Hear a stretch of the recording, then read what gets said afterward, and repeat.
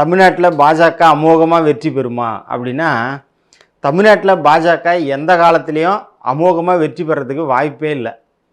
ஏன் வாய்ப்பே இல்லை அப்படின்னு சொன்னால், தமிழ்நாட்டினுடைய அரசியல் என்பது கிட்டத்தட்ட 70 ஆண்டு காலமாக திராவிடத்தை மையமிட்டே இருக்குது. நீங்கள் எத்தனை கட்சிகள் இங்கே வந்திருந்தா கூட, ஆனால் மக்கள் திமுக, அதிமுக அப்படின்ற இந்த 2 துருவ அரசியலைத்தான் கிராமங்கள் வரை ஏற்றிருக்கிறாங்க.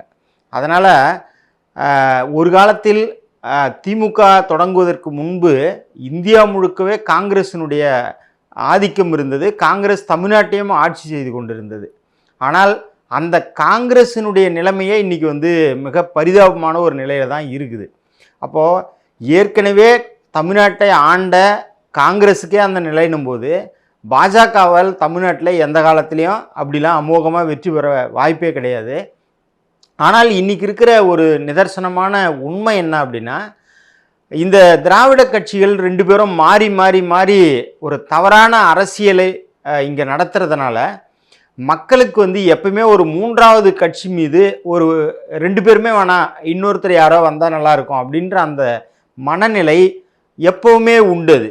வைகோ வரும்போது அவருக்கு ஒரு பெரிய மாசு இருந்தது, விஜயகாந்த் வரும்போது இருந்தது, 2009க்கு பிறகு சீமான் மீது இருந்தது. இப்படி அது காலந்தோறும் இருக்கும்.